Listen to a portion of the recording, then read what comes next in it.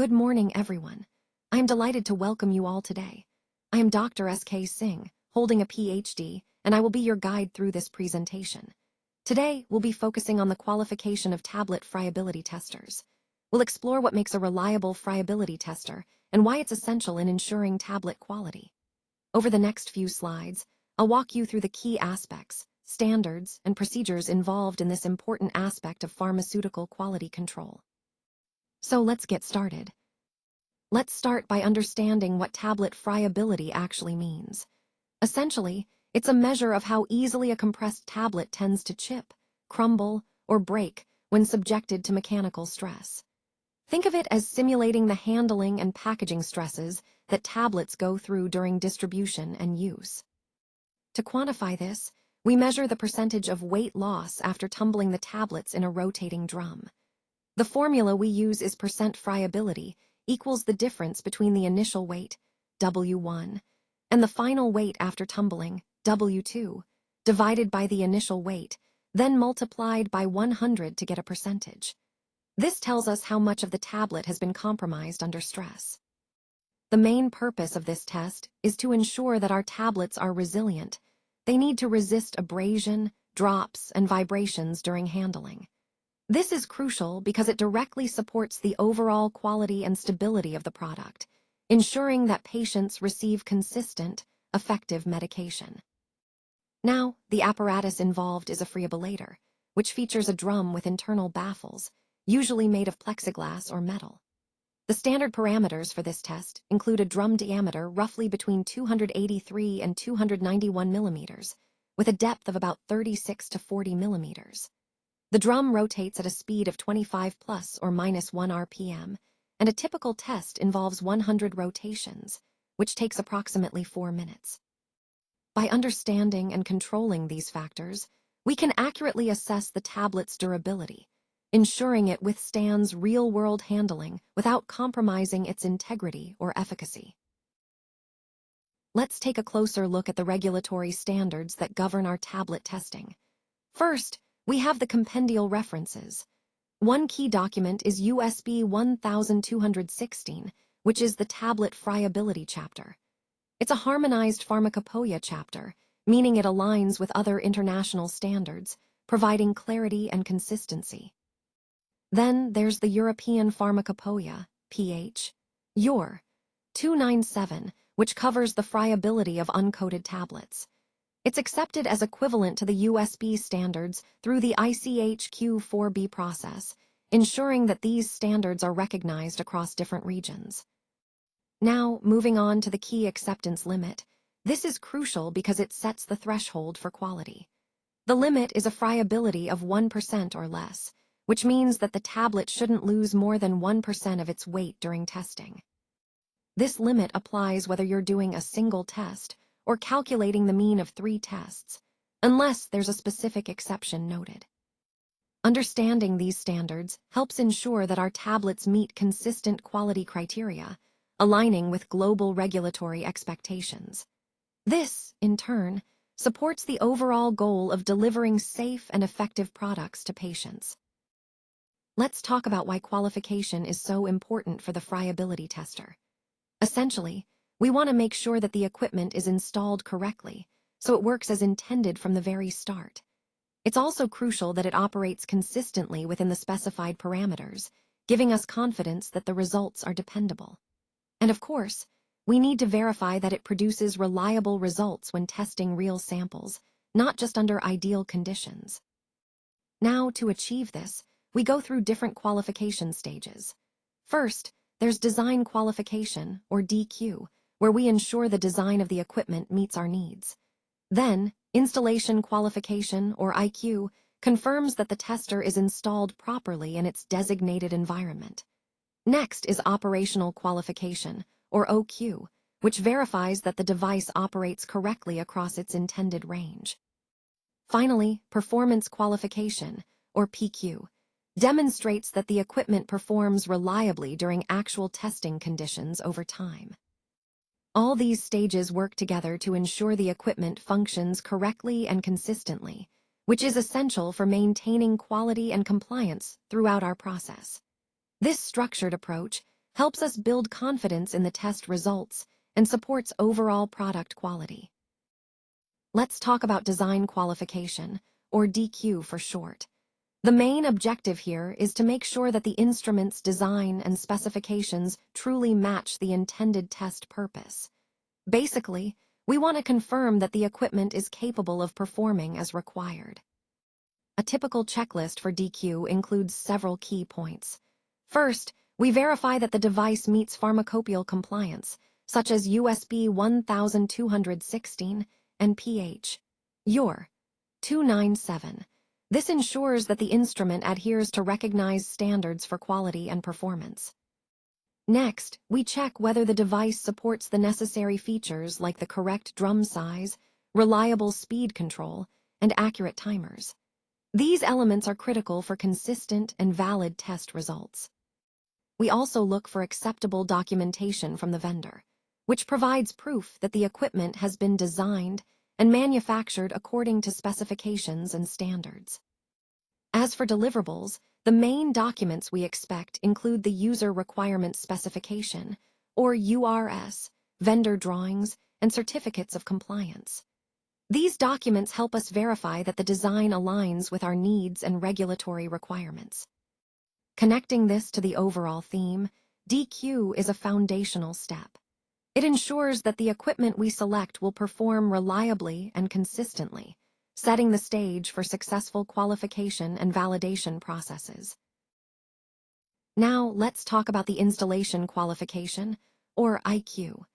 The main goal here is to confirm that the instrument has been installed correctly according to the manufacturer's specifications. This step is crucial because proper installation ensures the equipment will perform reliably and consistently. When we perform the checks, we look at several key points. First, we verify the power supply and grounding. Ensuring the instrument is properly grounded and powered correctly helps prevent electrical issues and potential damage. Next, we check that the drum is installed securely and that it spins freely without obstruction. This guarantees smooth operation during use. We also need to confirm that the timer and RPM display are fully functional. These features are essential for accurate control and monitoring during processing. Lastly, we verify that all calibration certificates are present. Having these certificates on hand confirms that the instrument has been calibrated properly and is ready for accurate performance. All these checks are documented in the IQ protocol and checklist. It's important that these documents are signed off by QC or QA personnel, providing an official record that the installation has been verified and meets all quality standards. By thoroughly completing the IQ, we set a solid foundation for the instrument's ongoing performance and compliance with quality requirements. Now, let's take a closer look at the purpose of this step, which is to confirm that our key operational functions meet the specified requirements. In particular, we're focusing on operational qualification, or OQ, which is essential to ensure that the equipment performs reliably under normal operating conditions. Typically, OQ tests include several critical checks. First, we validate the RPM control, aiming for a target of 25 revolutions per minute, plus or minus 1 RPM. We measure the actual rotations over a set time to verify this. Next, we verify the timer accuracy, making sure that 4 minutes corresponds to 100 rotations, confirming the timer's precision. And of course, we confirm that the drum rotates smoothly without wobble, which is vital for consistent operation. Now, for the acceptance criteria, we set clear thresholds. The RPM should be within 4% of the set point, ensuring precise control.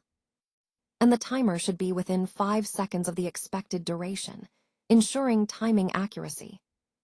These criteria help us determine whether the equipment is functioning as intended before moving forward. Overall, these tests help us validate the operational performance, which is key to maintaining quality and reliability in our processes. Now, let's talk about performance qualification, or PQ for short. The main goal here is to confirm that the instrument can perform reliably when tested with actual tablets, just like those we plan to process in production. The procedure starts with selecting a representative sample of tablets, usually around 10 per run. We begin by dedusting the tablets and weighing them to get an initial weight, which we call W1. Then, we perform a series of 100 revolutions at 25 revolutions per minute, simulating normal handling conditions. After that, we remove the tablets, dedust them again, and weigh them once more to get the final weight, W2. This helps us determine how much weight the tablets have lost during the process, which is critical for assessing friability. We then calculate the percentage of friability to see if it stays within acceptable limits. It's important to repeat this process on at least 3 different runs or with tablets from 3 different batches. This ensures consistency and reliability of the instrument across different conditions and batches. Overall, PQ is about verifying that the equipment performs consistently and reliably, giving us confidence that our tablets will meet quality standards every time. Let's take a closer look at the acceptance criteria for PQ. First, we aim for a weight loss of no more than 1% for either a single run or the average of multiple runs. This ensures consistency and accuracy in our process. Next, we want results to be consistent with low variability, meaning our data should be stable and reproducible across tests. Finally, there should be no physical fracture of the tablets beyond acceptable limits, which is important for maintaining product quality and integrity. It's also important to note that for different forms, such as coated or effervescent tablets, these criteria might differ slightly, so always check the specific notes on exceptions. Now, moving on to friability calculations, which are essential for assessing how well tablets can withstand handling and transportation. The examples you'll see later will help illustrate how we perform these calculations. Overall, these criteria and calculations form the backbone of ensuring our product meets quality standards and performs reliably in real-world conditions. Let's talk about documentation today. When it comes to filing documents, there are several key items to keep in mind. First, you'll want to ensure that IQ, OQ, and PQ protocols, along with their results, are properly documented. These protocols are essential for confirming that equipment is installed, qualified, and performing as expected. Next, calibration certificates should be kept on file to demonstrate that instruments are accurate and maintained correctly. It's equally important to have standard operating procedures, or SOPs, for instrument operation. These SOPs help ensure consistency and compliance across the board. Additionally, operator training records are vital. They prove that staff are properly trained to handle the equipment safely and effectively.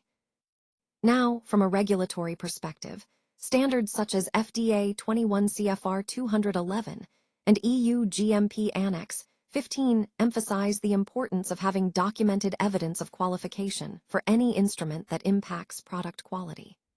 This documentation isn't just a formality. It's a critical part of demonstrating compliance and ensuring that quality is maintained throughout the process. So, in summary, thorough documentation of these elements supports both operational excellence and regulatory compliance, and it's a fundamental aspect of good manufacturing practice. Now, let's take a look at some common inspection findings and best practices that can really make a difference in your quality processes. One typical deficiency we often see is missing calibration logs. This makes it difficult to verify when and how equipment was calibrated, which is crucial for maintaining accuracy and compliance. Another issue is the lack of clearly defined acceptance criteria, which can lead to inconsistent testing and questionable results. And of course, inconsistent test execution can undermine the reliability of your inspections, so standardization is key. On the flip side, there are some best practices we should aim for. First, always use traceable calibration tools. This ensures that your equipment is calibrated with certified standards, providing confidence in your measurements. Scheduling regular requalification is also vital.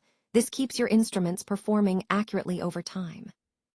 Lastly, controlling environmental conditions during testing helps to eliminate variables that could skew results. ensuring consistent and reliable inspection outcomes. By focusing on these common pitfalls and embracing best practices, we can significantly improve the quality and reliability of our inspection processes, aligning perfectly with the overall goal of maintaining high standards and compliance. Let's wrap up with a quick summary of the key points. First, the friability test is crucial because it helps us ensure that our tablets are robust enough to withstand mechanical stress during handling and transportation. It's all about confirming their durability. Next, qualification, which includes IQ, OQ, and PQ, is essential to verify that our instruments perform according to regulatory standards. This documentation provides confidence that our equipment is reliable and compliant. It's also important to use well-defined protocols, set clear acceptance criteria, and perform proper statistical analysis. These steps help us maintain consistency and accuracy throughout our testing process. Finally, maintaining complete documentation is critical, especially for audits. It ensures transparency and traceability, demonstrating that we follow good practices and meet regulatory requirements. Together, these practices support the overall integrity and quality of our pharmaceutical products.